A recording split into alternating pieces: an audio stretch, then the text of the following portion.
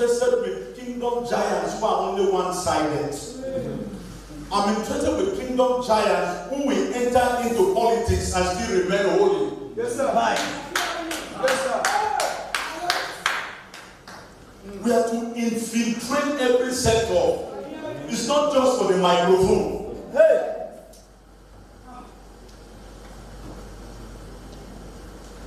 When they say the creation has been groaning till now,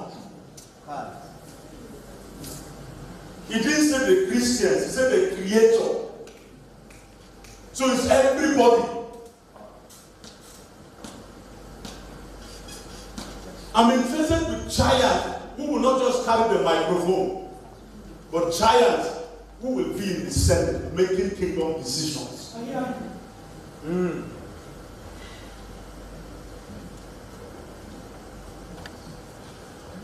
The church for a long time preached that being a politician is an unholy activity.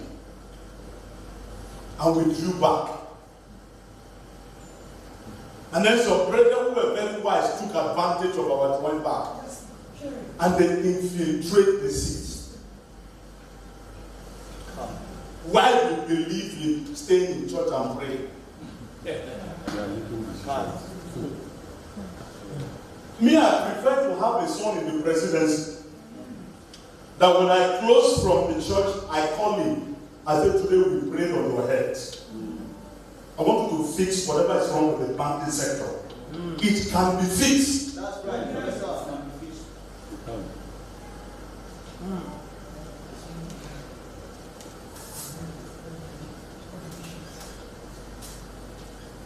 But all we have is fathers who believe in praying for the country all the time.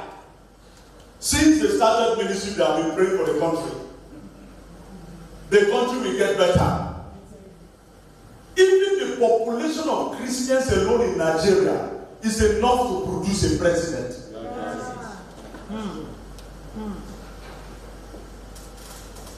But we can never come together.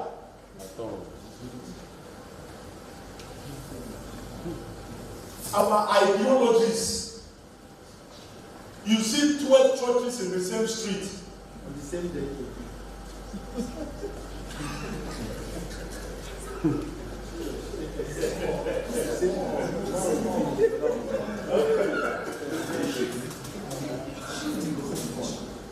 Amen. 12 churches in the same street. But they all don't believe in the same thing. And they call Christ their Savior. What can be more confusing than that?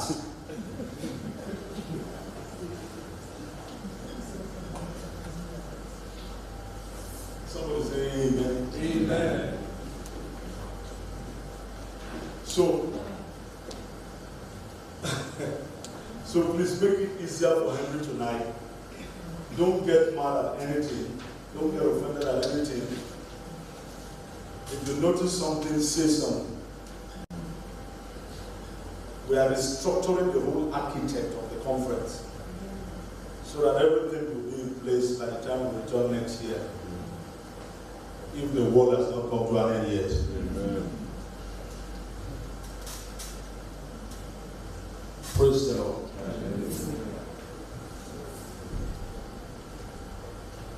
So, if you feel you have not been well taken care of, please save it. I was told by Henry that he has been threatened by his sister. They will deal with him. They said, don't let him slap you.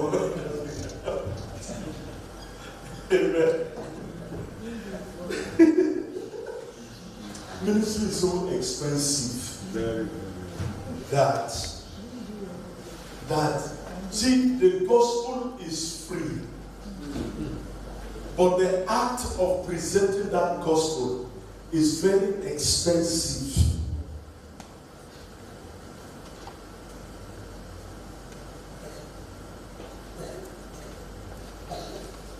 So I want to officially appreciate everyone for every effort we have put towards the success of this conference. It was because me and you cooperated, and that was why the conference had the success. Thank you very much. Thank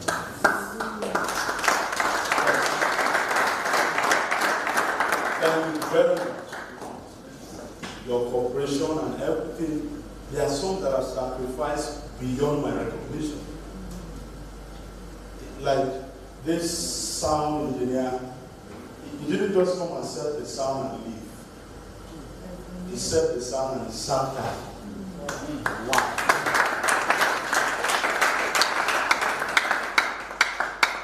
The keyboardists, all of them, the first one, the drummer, and all of them, they are just there. Doing what they know how to do. So I appreciate all of them. Amen. And then for our brethren that travel far and wide to make it to the conference, please don't let anything come into your way to leave this arena with offense. It's a counterproductive to what we have received. Yeah. No matter how provoked you are, don't leave this arena in offense. I'm blessed. Yes, don't leave in offense. If you notice something that needs to be fixed, talk to someone. It's better to be addressed than for you to leave with the wrong perception.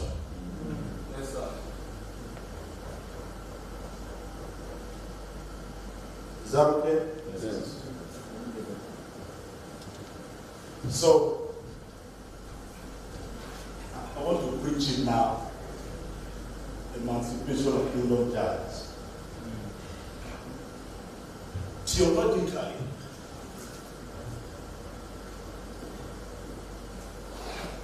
scholars took the letters of Paul and began to scrutinize it. And let me say this before I proceed. As a pastor, if you are looking for a place for your ministry and you see a 3-story building and you see that there is already an existing church in any of them, don't enter there.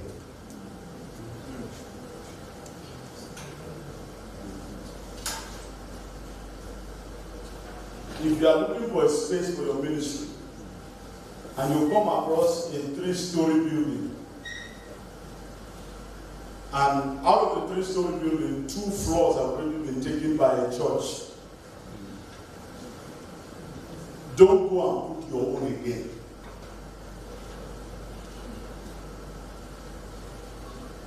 What we are doing in Africa is not ministry. We just want to survive by all means through ministry. And I can tell you for a fact that ministry is not a guaranteed restaurant.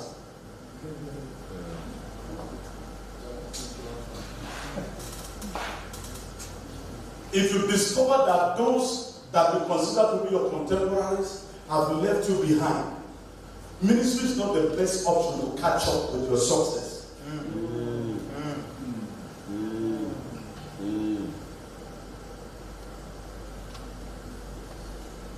There are 3 definitions of ministry. Number 1,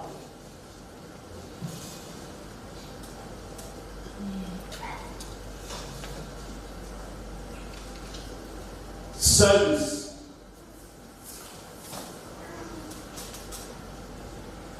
Sacrifice and success. I took success to number 3 because even success is not guaranteed. And I say that because I don't know the dimension of success that your mind has already defined to you. Because most of the things, what we call success in ministry, is simply artificial glamour. Now, when you serve people, the first thing that happens to you in serving people is you are going to attract a lot of people that need real service. So when you declare your ministry open, the first set of people are most likely going to be the refuse of the society. The Spirit of the Lord God is upon me. Because He has anointed me to preach the good news to the who? He didn't say, he didn't answer. To the who? So now, they are going to be anointing. We have a story in the Bible where it says Jesus fed thousands of people. Right? Now, who will not go to a meeting that you have a dinner? Guaranteed. And a word combined together. You will go now. And the people that go to such meetings are people who are living below the means of the society. And historically, when Jesus was born, the country in which Jesus grew in was Nazareth. He's called Jesus of Nazareth. Now, the whole reaction about the life of Jesus that made inquiries to come in was the manner in which he died. They had to begin to trace back his nativity. So when they went and saw Nazareth, that it was a place of largely dominated by peasants, Bible writers had to struggle to remove his birth from Nazareth to Bethlehem. Because they couldn't stand it. A brother echoed in the book of John, can anything good come out of Nazareth? So they had to take him when they saw a prophecy by Micah. Micah chapter 4. But all through the gospel, he was known as Jesus of Nazareth. So, and all the people now that are writing about him and trying to trace his nativity are doing all of that, finding meaning to his existence. Because of the kind of life he lived. He was below he was a very poor man. I only got a clue of that in the gospel. Birds have their nest. But the Son of Man has no way to lay his head. And that was the chief of ministry.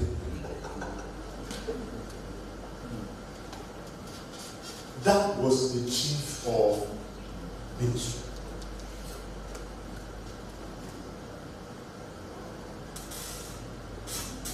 And how did he run it? Did he run it like we are running it today? No. He was more interested in living the kingdom in men than establishing a physical empire.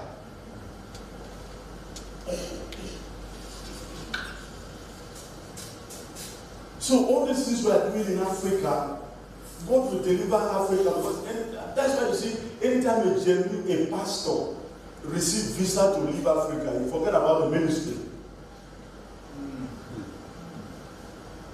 That's to tell you that he was only doing it as a pastime, not as a divine calling. People are surprised that having left Africa and go to the US, where there is a level of convenience, I'm still in ministry. Nobody placed hands on me and said, I see you doing ministry. A presence walked into my room and told me there is a mandate upon you on humanity. Go and fulfill it. So as I walk across, if you try to tamper with the mandate, and I'm angry at you, there is bound to be negative reactions. Because the energy I carry was based on divine accreditation. Yes. I'm a diplomat that was accredited.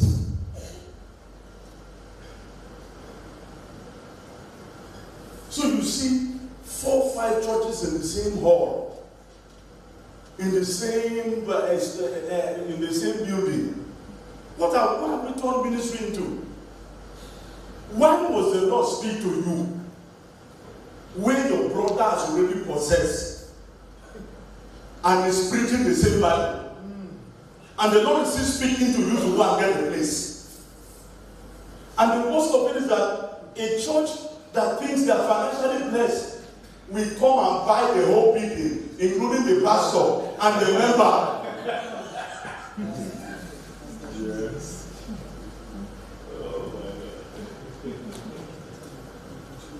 My friend is a colleague of mine. I went to his church, invited me on a Sunday morning. As I got there, I was ministering. As I was ministering, just this place and the next, I was hearing so much noise from the other side. Drum said, boo, boo, boo, boo. When we closed, I said, man of God, what is going on here? It's like there's another church there, and the only thing that separates the two of you is the wall. And he told me, he said, my brother. Now me first come here. This guy came that he was running ministry, that he wasn't going to be doing Sunday service. And before you know it, they started Sunday service.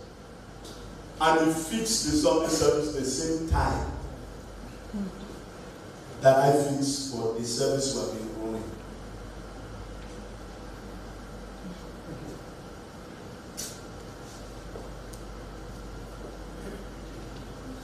And the other thing ministry also do in Africa is that when once God open a little door for a ministry, they don't want the existence of other smaller ministry. Yes, sir.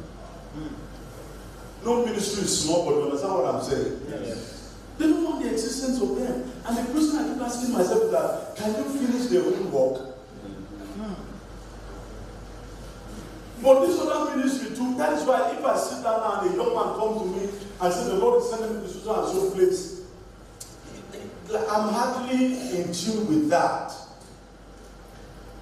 Because when you say the Lord is sending you to a place, number one, I divide it in 2 ways.